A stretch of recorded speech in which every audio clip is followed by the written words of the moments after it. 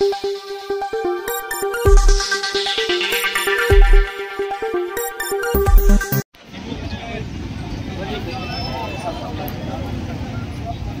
पत्रकार आरावकर,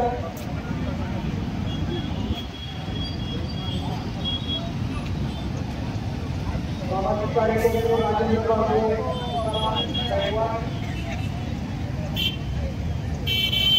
ॲडव्होकेट बाबूराव गावडे यांना आपण व सर्वच ओबीसी समाजातील जे आपल्यात आता नाही आहेत अशा लोकांना सर्वांनाच ओबीसी संघर्ष समिती फलटणतर्फे 1-2 मिनिटं श्रद्धांजली वाहूया. सर्वांनी जागेवरती उभं राहावं.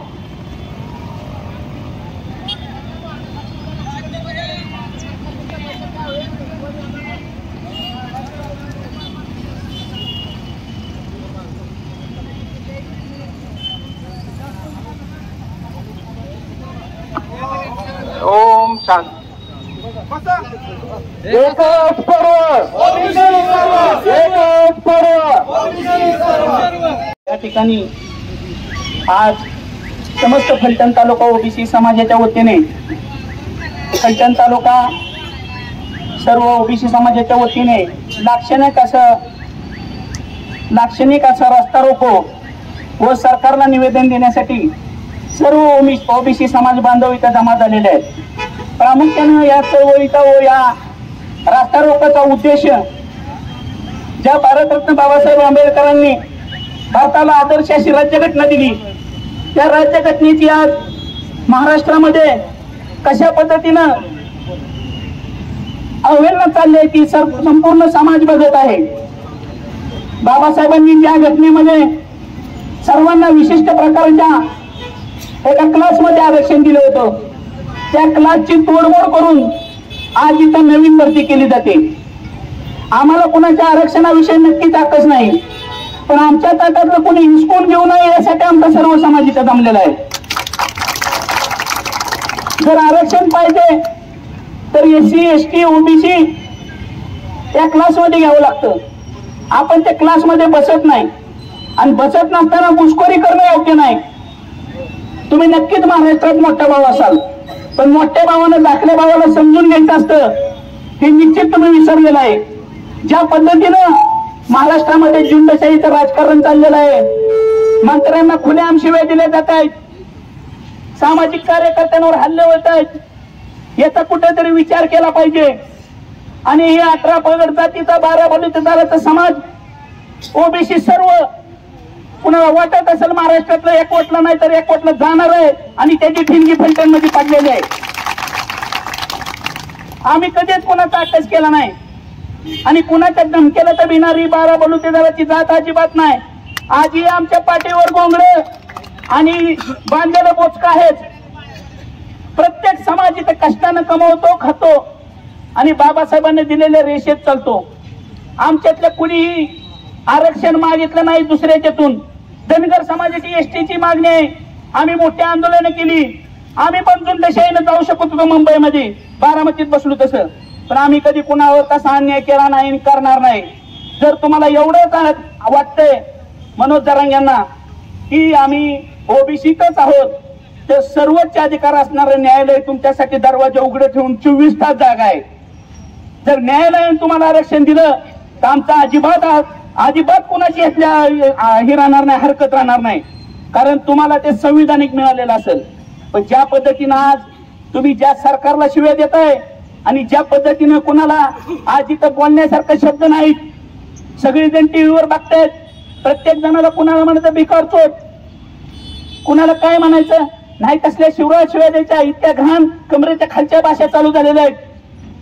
माझं तर सरकारला म्हणणं आहे एकदा होऊन जाऊ द्या, त्या सगळ्यांना राजीनामा आणि ह्याच मुद्द्यावर इलेक्शन होऊ द्या. ओबीसी विरुद्ध ओबीसीच्या आरक्षणात ह्याला घ्यायचं का नाही घ्यायचं,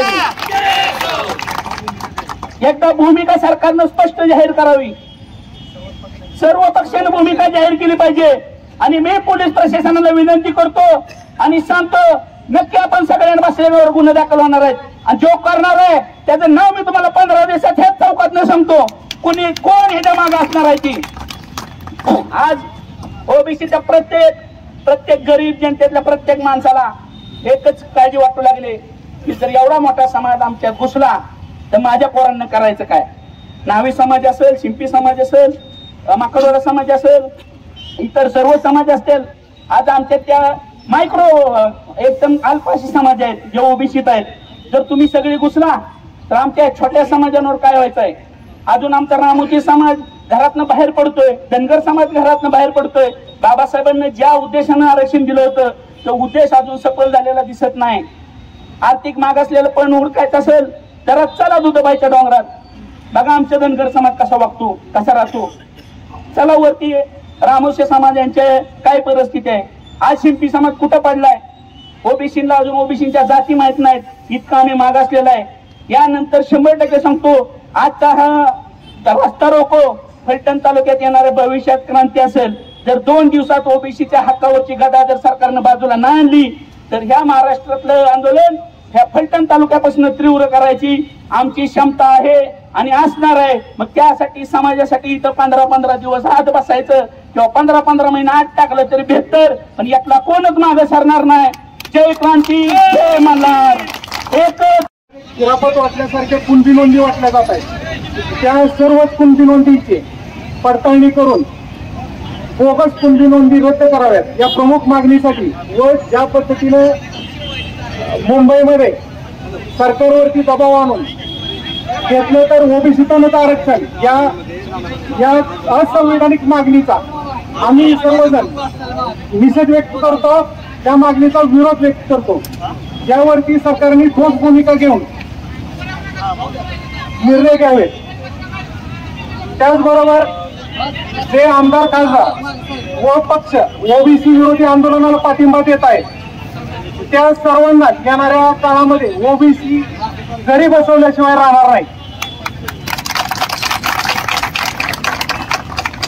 यामध्ये मग ते कोणी असो, स्थानिक आपले खासदार असतील किंवा इतर पक्षाचे काही पदाधिकारी असतील, जे आज आपण सगळेच टीव्ही चॅनलवरती बघतो, यांना सर्वांनीच डोक्यात ठेवा. जे सर्व लोक जे ओबीसी आरक्षणाच्या विरोधात, ओबीसी विरोधात भूमिका घेत आहेत त्या सर्वांनाच आपल्याला घरी बसवायचंय. ह्या ठाम भूमिकेतून पुढे जायचंय.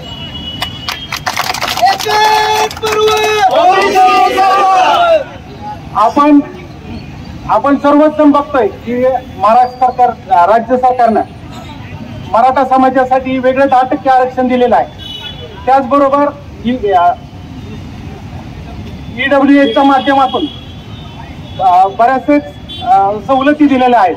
हे सर्व चालू असताना सुद्धा घेतलं तर ओबीसीतूनच आरक्षण घेईल ही चुकीची असंवैधानिक मागणी ज्या पद्धतीनं पुढे नेली जाते, दबाव टाकला जातोय आणि मान्य करण्यासाठी मोठ्या संख्येने दबाव टाकला जातोय.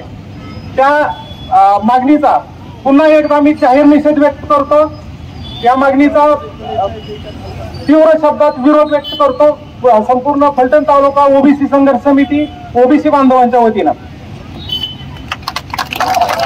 सर्वात पहिल्यांदा या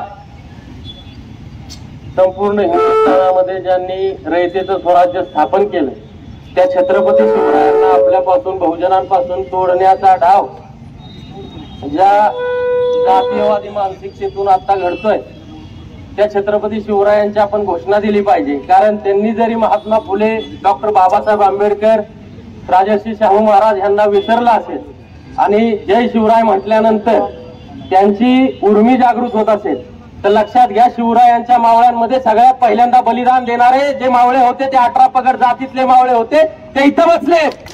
आणि या मावळ्यांनी आता ही घोषणा गरजून द्यायची, मुंबईमध्ये ऐकू गेले पाहिजे. त्या जातीयवाद्याला, ज्या जातीयवादी विचारपीठावर तो बसलाय त्याला ती घोषणा ऐकू गेली पाहिजे.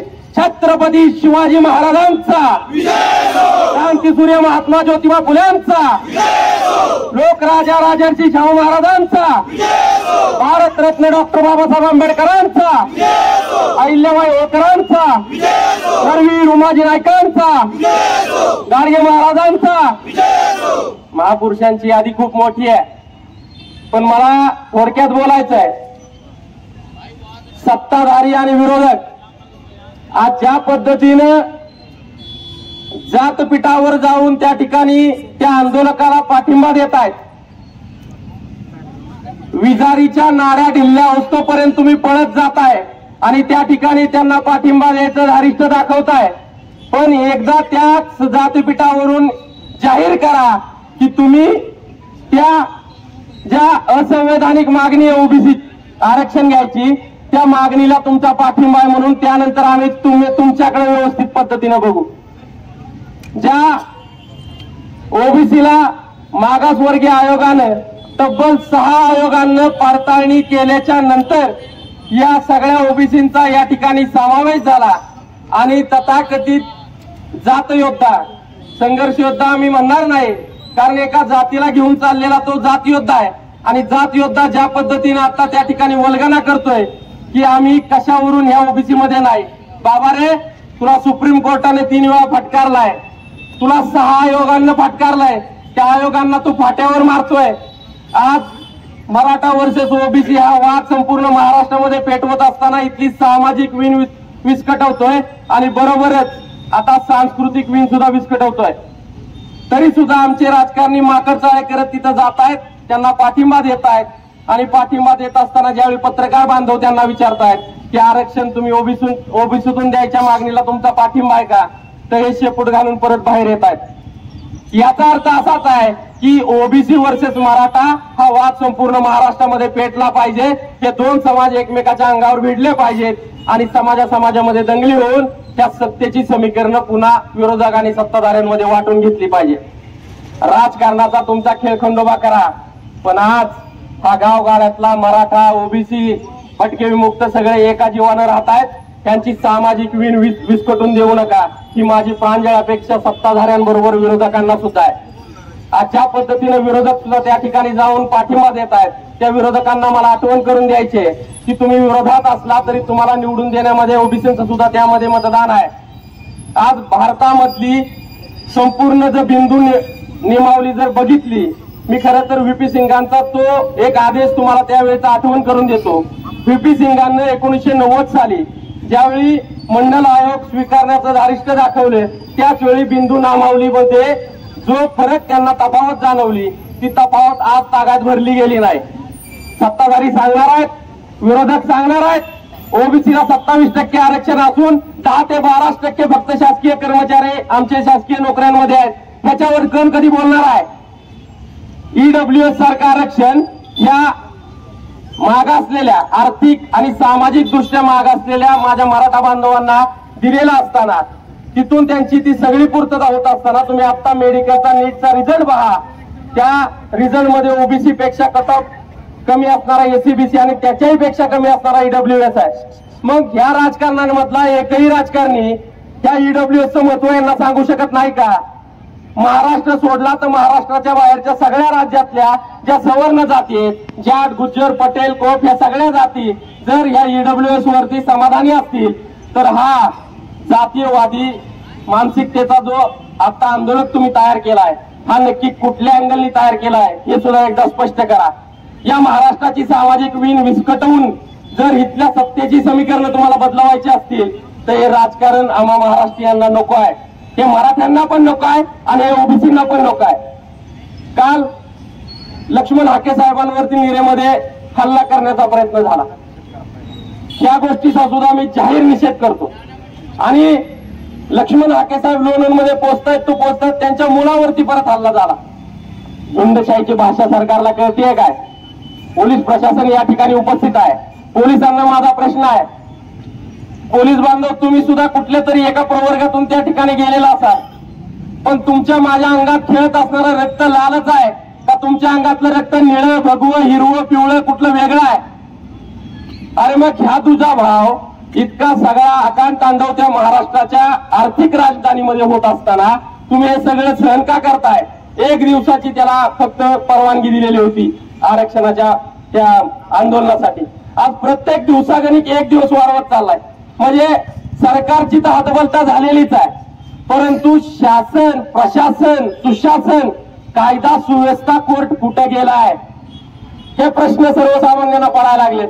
जर झुंडशाहीची भाषा तिथून पुढे जर तुम्हाला कळणार असेल तर कदाचित उद्या जर ओबीसी रस्त्यावर उतरला आणि जे तुमच्या मनात आहे ते जर घडलं तर याला सर्वस्वी जबाबदार सत्ताधाऱ्यांबरोबर विरोधक सुद्धा असणार आहेत. कारण तुम्ही एका बाजूने सगळ्या मागण्या रेटण्याचा प्रयत्न करताय.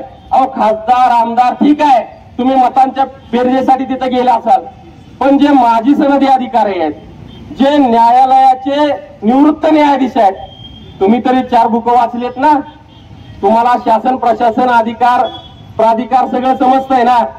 तुम्ही सुद्धा या प्रवर्गामध्ये अशा लोकांना घुसवण्याचा जर प्रयत्न करत असाल, बोगस कुणबी नोंदी, सन्माननीय मागचे माजी मुख्यमंत्री शिंदे साहेबांनी जो पत्रावळ्या वाटण्यासारखा कार्यक्रम केला, त्याच्यानंतर तुम्ही त्याच नोंदीला आता परत पडताळणीसाठी 1 वर्षाची मुदतवाढ देता.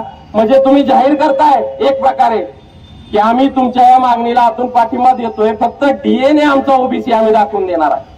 वरून ओबीसीची पालुपत लावायची आणि आतून तुम्हाला जातीवाद खेळायचा, हे सत्ताधाऱ्यांचा डाव सुद्धा आम्ही ओळखलेला आहे. त्यामुळेच माझी विनंती आहे की सरकारने, मी सरकार म्हणण्यापेक्षा आता कोर्टाने याच्यावर कायदेशीर कारवाईच्या बाबतीत बडगा उगारला पाहिजे. यांचं आंदोलन ज्या मागणीसाठी आहे ती मागणी न्यायिक आहे का हे एकदा तपासलं पाहिजे. आणि जर मागणी न्यायिक नसेल तर आपण ह्या संघर्ष योद्ध्यावर तथाकथित आपण कोणत्या कलमाखाली कोणत्या पद्धतीने गुन्हा दाखल करणार नसाल तर झुंडशाहीला तुम्ही घाबरताय, असं एक माझं प्रामाणिक मत या ठिकाणी मी व्यक्त करतो. आणि आजच्या या ओबीसी एकजुटीला तुम्ही सगळेजण उपस्थित राहिलात त्याबद्दल तुमचे आभार व्यक्त करतो. आणि तुम्हाला आवाहन करतो की भविष्यात जर आपल्याला रस्त्यावर उतरायची वेळ आली तर कुणीही घरात बसून राहू नका. कारण शेजारचा बघून घेईल, भुजबळ साहेब बघून घेतील किंवा बापुडा बघून घेतील, हा न्यूनगंड मनामध्ये बाळगू नका, एवढीच विनंती करतो. ओबीसी एकजुटीचा जय ज्योती. संविधान काढून दिलं त्या पद्धतीमध्ये 346 जाती प्रवर्गाचा या ठिकाणी समावेश आहे. जर या समाजावर अन्याय झाला तर हा समाज पेटून उठल्याशिवाय राहणार नाही. असणाऱ्या प्रस्थापित लोकांनी याकडे लक्ष द्यावं. जास्त न बोलता या ठिकाणी सर्वजण उपस्थित राहिला. बरं थोड्या संख्येने असेल जास्त संख्येने असेल बोलणारे वक्ते भरपूर आहेत. वेळ न घेता आज आपल्याला प्रत्येक गाव जागृती करावी लागेल. त्या ठिकाणी आपल्याला प्रत्येक ओबीसी सर्व एकत्र त्याची शाखा तयार करावी लागेल आणि त्या शाखेच्या माध्यमातून आपल्याला आपल्या माणसाला न्याय हक्क दिला पाहिजे. आणि जर कोणी दादागिरीची भाषा केली तर त्याला त्याच पद्धतीनं ओबीसी उत्तर देतील हे जाणून घेतलं पाहिजे. आम्ही आमचं न्याय हक्काची मागणी मागतोय, आम्ही चुकीची कुठलीही मागणी मागत नाही. म्हणून या ठिकाणी सर्व जाती घटकांना आम्ही एकत्र घेऊन चाललोय. आमच्यावर अन्याय झाला तर आम्ही कदापि सहन करणार नाही. डॉक्टर बाबासाहेब आंबेडकरांनी सांगितलंय अन्याय करणाऱ्यापेक्षा अन्याय सहन करणारा दोषी. मग या ठिकाणी 346 जाती आम्ही कोणताही अन्याय सहन करणार नाही. म्हणून या काळामध्ये जे तालुक्यावरून संघ आपल्या समितीतून जो आदेश येईल त्या आदेशाचं पालन करू आणि आपण सर्वजण एकमेका हातात हात घालून जोपर्यंत आपल्याला न्याय मिळत नाही तोपर्यंत रस्त्याची लढाई लढूया. एवढंच बोलतो आणि थांबतो. धन्यवाद. सर्वांना माझा जय भीम, जय ज्योती, जय क्रांती, जय शिवराय. सर्व महापुरुषांना अभिवादन करून माझे एक ठराविक 2-3 प्रश्न मला समाजाला, आमच्या पण ओबीसी बांधवांना आणि काही प्रश्न मराठ्यांचे जे प्रवक्ते आजकाल न्यूजवर बोलत आहेत त्यांना विचारायचे आहेत. माझं त्यांना म्हणणं आहे की त्यांनी जे आता मुद्दे उपस्थित करतात की आम्हाला आरक्षण हवंय. आरक्षण तुम्हाला कशाचं हवंय? तुम्हाला राजकीय आरक्षण पाहिजे म्हणून तुम्हाला ओबीसी द्यायचं आहे का? तुम्हाला नोकरीसाठी नोकरीची कमतरता पडते किंवा शैक्षणिक जी मुलांना अडचणी होतात म्हणून तुम्हाला यायचं आहे? जर शैक्षणिक आणि नोकरीची जर अडचण होत असेल तर ईडब्ल्यूएस मध्ये तुम्हाला आरक्षण मिळालंच आहे. आता महाराष्ट्रातली आकडेवारी काढली तर सगळ्यात जास्त ईडब्ल्यूएस मध्ये म्हणजे सगळ्यात कमी ईडब्ल्यूएस मध्ये मेरिट लागते आणि 8.5% पेक्षा जास्त 10% आरक्षण ईडब्ल्यूएस ला मिळतंय. त्यातलं 8.5% फायदा हा मराठा समाज उचलतोय. आणि परवा दिवशी मी एका डिबेटमध्ये बघितलं की हाके साहेबांना जाणून बुजून टार्गेट केलं गेलं होतं. तर हाके साहेबांना ते बोलत होते की त्यांचा पुढचा जो प्रवक्ता होता तो बोलत होता त्यांना की त्याचं म्हणणं झाल्यानंतर हाके साहेब बोलणार होते. तर मध्ये मध्ये प्रत्येक शब्दात हाके साहेब म्हणत होते मी तुमच्या म्हणणं मांडताना मी मध्ये बोललो नाही, तर माझं म्हणणं मांडताना तुम्ही मध्ये बोलू नका. तर त्यांना वारंवार ते क्लिअर करून दिलं नाही आणि त्यांनी ते वैतुकून त्यांनी त्यांचा आवाज म्यूट केला आणि ती डिबेट तिथंच थांबली. तो एक मुद्दा मला क्लिअर करायचा होता की ते बोलत होते की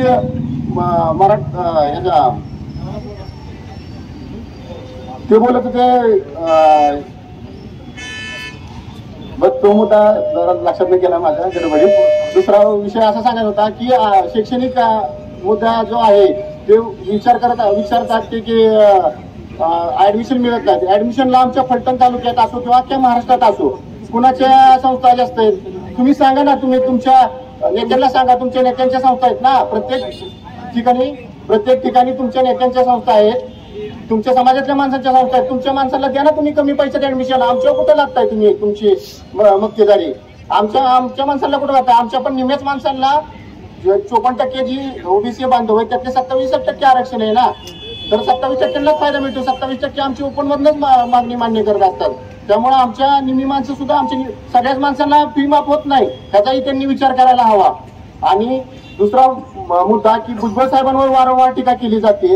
आणि तुम्ही आमच्या भुजबळ साहेबांवर का टीका करताय. तुमचे आहेत ना 112 आमदार 115 काय 100च्या वर असतील ते त्यांच्या बोला ना तुम्ही त्यांना. तुमची गप्प असतात आमच्या कुठे येताय तुम्ही एका जातीसाठी आरक्षण मागू नका. तुमच्या एक क्लासमध्ये यासाठी तुम्ही ओबीसी जाताय हे चुकीचं आहे. तुम्हाला त्यातनं पण सरकारने 10% आरक्षण दिलंय आणि शैक्षणिक आणि नोकरीचा फायदा तुम्हाला ईडब्ल्यूएस मधून मिळतोय. त्यामुळे तुम्ही ईडब्ल्यूचा मुद्दा तुम्ही ईडब्ल्यूएस मधला फायदा घेताय. आणि तो मुद्दा राहिला होता थोडक्यात सांगायचा राहिला होता माझा हाके साहेबांच्या संदर्भातला. ईडब्ल्यूएस वरून हाके साहेबांना टार्गेट केलं जात होतं की धनगर समाजाला आरक्षण 3.5% जी मिळतंय ती तुम्ही सोडा आणि एसटी मधनं मागणी करताना तर ती आरक्षण सोडा आणि मग तुम्ही चर्चेत सहभागी व्हा. मग तुम्ही ईडब्ल्यूचं आरक्षण सोडणार आहे का हा माझा मुद्दा आहे.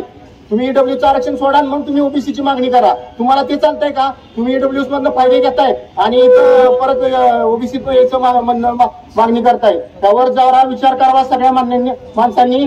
आणि माझं भाषण मी थोडक्यात ओळखतो. पेक्षा जास्त काळ मी सामाजिक क्षेत्रात आहे. मला सगळ्या कुरघोड्या कळतात. मला हे अगोदरच कळालं होतं हे एक नाही दिवस गोंधळ होणार आहे. मला तुम्ही सांगा तिथं एका जातीची माणसं जमलेत का. एका जातीचे जनावर जमलेत का. आपल्या एका जातीला आरक्षण नाही कॅटेगरीला आरक्षण हे समजून घेतलं पाहिजे. ज्या जाती होत्या त्या जातींवरती अन्याय व्हायचा त्या सगळ्यांची मूड बांधून डॉक्टर बाबासाहेब आंबेडकरांनी संविधानामध्ये त्यांना हक्काने अधिकार दिले आणि त्याची कॅटेगरीचं नाव ठेवलं ओबीसी कॅटेगरी. आणि जे आरक्षण मागतायत ती एक जात आरक्षण मागते. तुम्ही मला सांगा महाराष्ट्राची रचना झाल्यापासून संयुक्त महाराष्ट्राचे मुख्यमंत्री आजपर्यंत एकाच जातीचे झाले. मला सांगा हा संविधानाचा अपमान आहे. डॉक्टर बाबासाहेब आंबेडकरांचा अपमान आहे का एखाद्या कॅटेगरीचा मुख्यमंत्री झाला नाही या राज्यामध्ये. हा माझा सवाल आहे इथल्या प्रस्थापितांना. एकाच जातीला तुम्ही आज डोक्यावरती घेतलंय. बाकीचे काय त्यांना काय डोकी नाहीत का. कोरेगाव विधानसभा मतदारसंघाचे कैलासवासी शंकरराव जगताप आज बुद्धिमान माणूस त्या माणसाला सुद्धा कुजवण्यात आलं. छत्रपती शिवाजी महाराज त्यांनी स्वराज्य निर्माण केलं. त्या स्वराज्यामध्ये शिवकाशी चिवामा आले बहेती नाईक या लोकांना योगदान दिलं. इमानाद्वारे काम केलं. आमच्या रक्तामध्ये इमान आहे. आम्ही कधी कोणाची गद्दारी केली नाही. आज सुद्धा आम्ही तुमच्याशी इमान आहोत. परंतु तुम्ही आमच्या अन्नावरती पाय देताय. आम्हाला चुरगाळताय.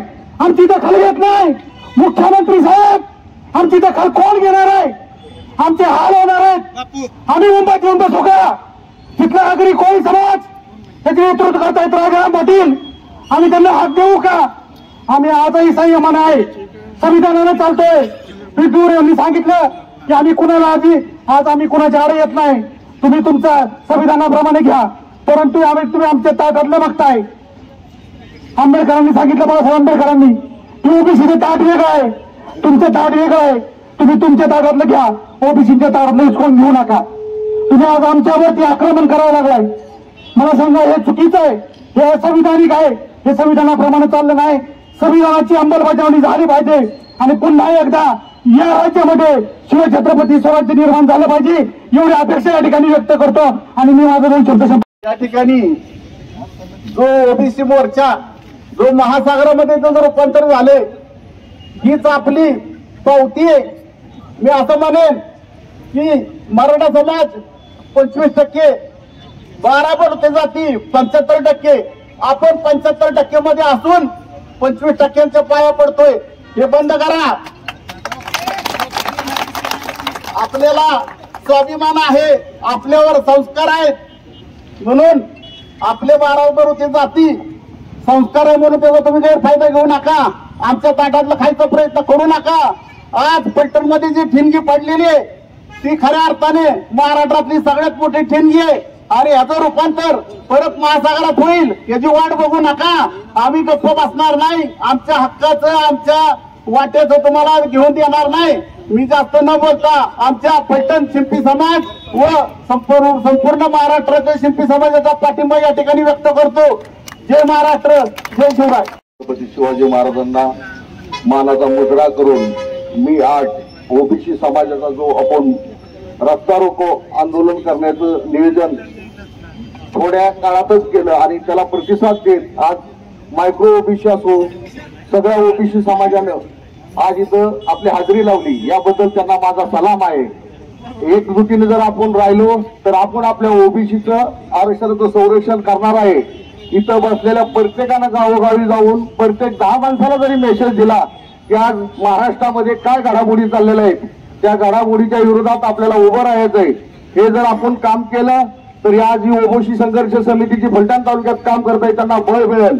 इथनं एकजुटीनं जाऊन गावोगावी आपल्याला ओबीसीचं संरक्षण करण्यासाठी मेसेज देत आहे आणि माझा या ओबीसी आंदोलनाला जाहीर पाठिंबा आहे आणि पहिल्यापासून आहे. आज मी 5 वर्ष झालं या ओबीसी समाजाबरोबर काम करत आहे आणि काम करत राहणार आहे. जय हिंद, जय महाराष्ट्र. महाराष्ट्रातील ओबीसी समाज संपूर्ण जागा झालेला आहे. मराठा समाजाने जे ओबीसी मध्ये अतिक्रमण करण्याचं चाललेलं आहे आणि आपल्या हक्काचा आरक्षण घेऊ पाहत आहेत, तेव्हा महाराष्ट्रातले सर्वजण सर्व ओबीसी बांधव एकवटले आहेत. आज छगन भुजबळ साहेब आपले नेते आहेत आणि या नेत्यांनी आज सर्वपक्षीय बैठक मुंबईमध्ये बोलवले, त्यांची चर्चा चालू आहे. त्याचबरोबर नागपूरमध्ये बबनराव तायडे यांनीही सुद्धा अख्खं नागपूर संपूर्ण नागपूर पेटून उठलेलं आहे. त्या ठिकाणी बऱ्याच वेळा त्यांच्या संघ साखळी उपनेसाठी बसणारे नेते येऊन भेटत आहेत. तेव्हा तुम्ही सर्वांनी पैठण तालुक्यातल्या या सातारा जिल्ह्यातल्या ओबीसी बांधवांनी स्वस्थ न बसता घरातून बाहेर पडून पेटून उठलं पाहिजे आणि या आपल्या ओबीसी बांधवांसाठी आपल्या हक्काचं आरक्षण वाचवण्यासाठी आपण स्वच्छता तयार राहून आपण या ठिकाणी उपस्थित राहावं.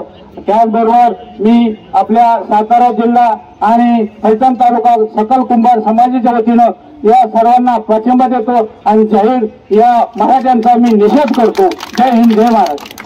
वर्ष ओबीसी संघर्ष समितीच्या माध्यमातून आपण मूळ ओबीसीचं आरक्षण टिकवण्यासाठी अनेक संघर्ष केले, लढे केले, मोर्चे काढले, आंदोलनं केली. परंतु या आरक्षण टिकवण्यासाठी संघर्ष समितीच्या माध्यमातून जो लढा उभा केला आहे हा लढ्याचा शेवटचा अखेरचा लढा होतोय का अशी परिस्थिती आज निर्माण झालेली आहे.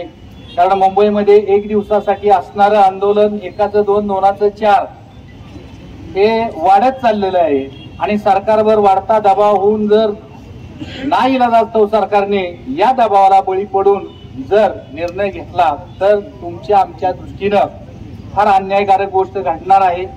त्यासाठी तुम्ही आम्ही सर्वांनी एकत्र येणं काळाची गरज आहे. आता बाबा संघर्ष समिती करते, आपण गेलं नाही पाहिजे का आपण गेलंच पाहिजे, जावंच काय गरजेचं नाही ही अशी म्हणायची वेळ राहिलेली नाही. आपणही एक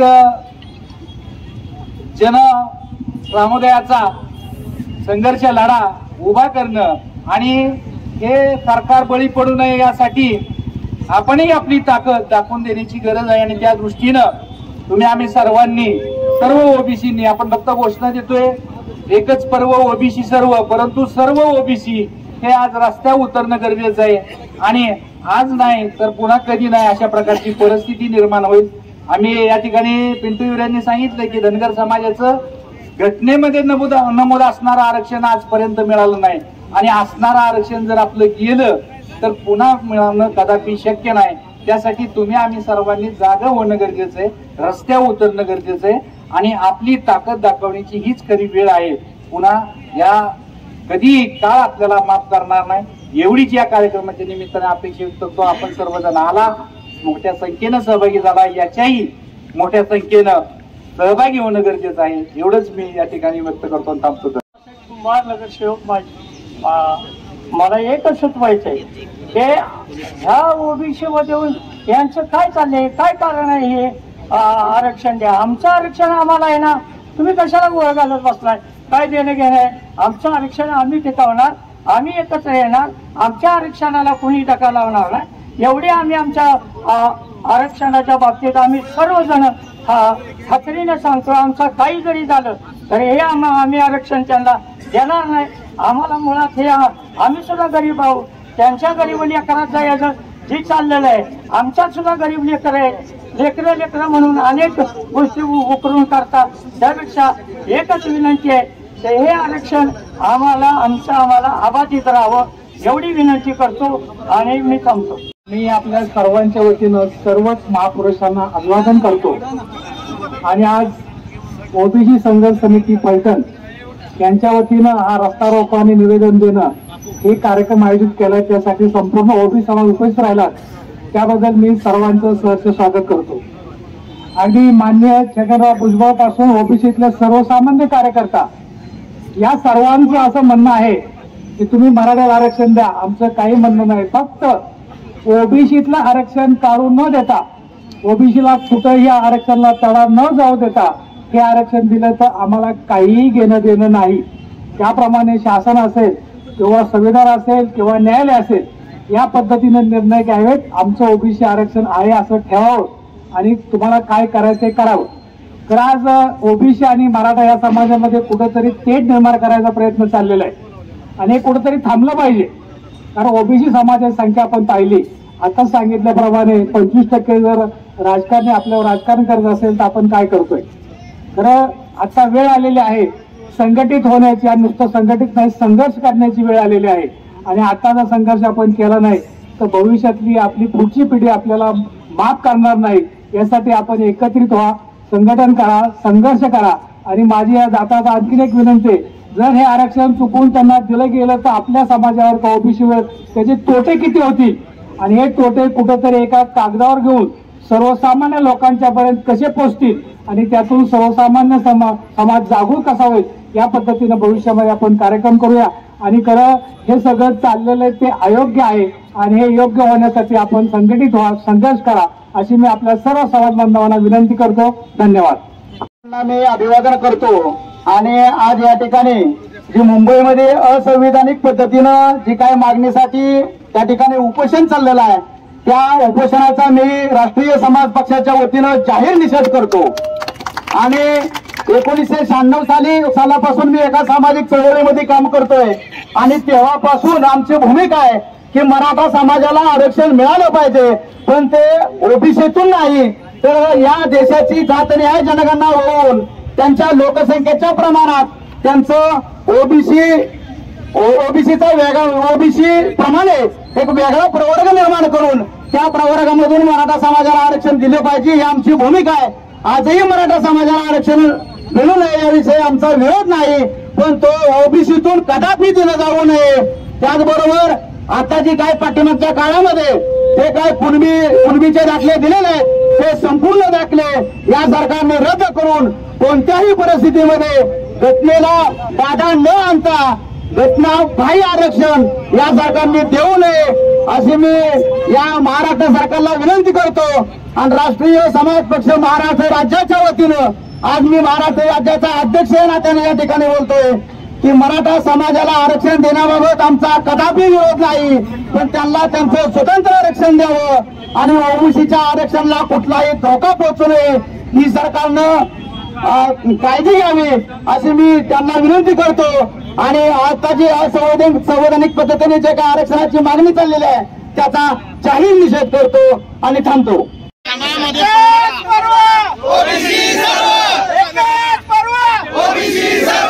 ओबीसी एकजुटीचा ओबीसी एकजुटीचा एकच पर्व ओबीसी सर्व एक ओबीसी एक ओबीसी एक ओबीसी कोटी ओबीसी एक ओबीसी कोटी ओबीसी. कोण म्हणता देत नाही, कोण म्हणता देत नाही.